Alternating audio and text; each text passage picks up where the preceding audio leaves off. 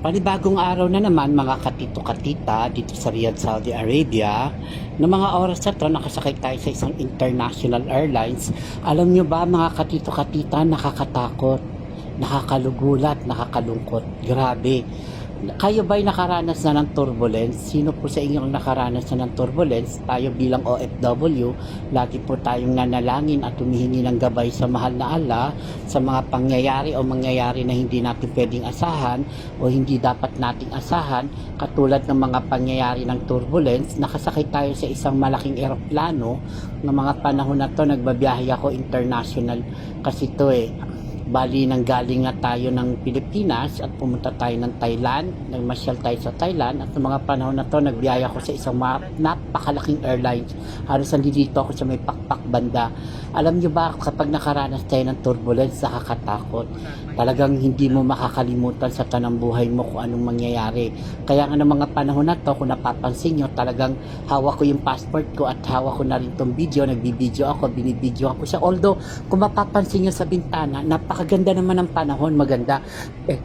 Pero hindi mo sukat akalain yung impact ng lakas ng turbulence. Yung minsan hindi natin alam kung ano yun Kung baga sa kalsada, lubak-lubak siya, dito naman sa Impapawid, meron din mga pagkakataon na ganun. Kaya nga lagi akong nagdadasal at lagi akong kinakabahan ng mga oras na to, kasi sa tanang buhay natin, minsan lang din talaga natin. Although hindi naman natin to minsan lang naranasan, maraming beses na rin naman.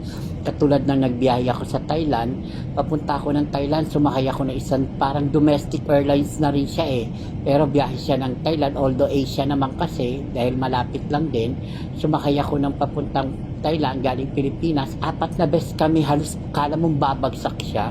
Nakakatakot, nakakalungkot. Kaya ng mga oras na may kasamahan ako dyan sa tabi ko, ng mga panahon na yon na napapunta kami ng Thailand, lagi yung sinisigaw na gabayan mo ako, mahal na Allah. Sabi niya, gabayan mo ako, gabayan mo kami. Huwag mo kaming pababayaan. May binubuhay pa akong pamilya. Nakakalungkot, nakakaluha. Minsan mararamdaman mo na napatak din pala yung luha mo dahil sa takot, dahil hindi mo inaasahan yung mga ganong pangyayari. Kaya sa akin mga kababayan, nakatulad kong bilang isang OFW, ibay at lakas ng loob lang po ang ating gagawin. Huwag po tayong matakot. Naway gabayan lang tayo ng ating mahal na Allah at lagi lang tayong mananalangin at humingi ng gabay na iligtas niya ang ating pabiyahe at maging matiwasay.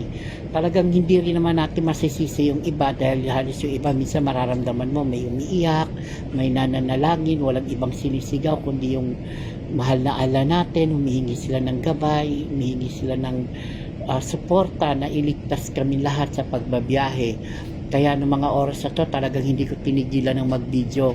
Although maganda naman ang ulap, maganda naman ang langit, kung mapapansin wala namang ulan. Pero ng mga panahon na yun, siguro yung hangin, yung lakas ng impact ng hangin, o yung dinadaanan, halos mararamdaman mo yung pagkalabog niya, yung paggalaw-galaw niya, kala mong lumilindol. Kaya pag dumadaan na kami sa mga ganung bagay, halos kinakabahan na kami.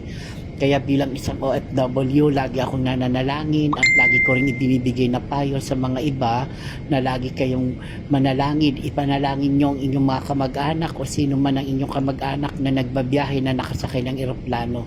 Dahil hindi po basta-basta yan. Napakahirap po. Masikip sa dibdib at doon mo talaga mararamdaman yung kalungkutan. At kung ikaw ang siguro na sa sitwasyon din nung panahon na yon na nakasakay ka sa isang eroplano, ando doon na yung kaba. Halos hindi ka makakilos, hindi ka makagalaw, wala kang ibang iniisip, sana makababa ka na, sana makadating na, wala kang ibang iniisip kundi gano'n, kasi nga habang nasa Himpapawid ka, hindi mo alam kung ano ang pwedeng mangyari. Kaya wag po tayong matatakot, lagi lang po tayong magdasal, wag po tayong mag-iisip na kung ano-ano man. Ang isipin na lang po natin ay maging ligtas tayong lahat sa pagdating sa lugar na ating pupuntahan. Gabay lang natin ang Allah, sa Kanya lang tayo kakapit. Wala nang ibang taong pwedeng makatulong sa atin kundi ang mahal na Allah. Kaya sa mga kaibigan ko, lakasan nyo lang po ang inyong loob. Buhay OFW, napakahirap. Kasi ang isang paa natin halos sa hukay na, lalo na kung nasa biyahe na tayo. Maraming salamat nga pala sa mga nagla-like and follow and share, sa mga nagbibigay ng star sa akin. Maraming salamat. Naway gabayan kayo ng mahal na Allah, naway pagpalain kayo. Ituloy lang natin, walang imposible. Nagpapasalamat din ako at nakaligtas kami at safe kaming nakarating sa lugar ng aming pupuntahan. Ganun lang, tibay at lakas ng loob lang at pananalig sa mahal na Allah. Lagi lang tayong manalangin at humingi ng gabay. Salamat, God bless you all, bye!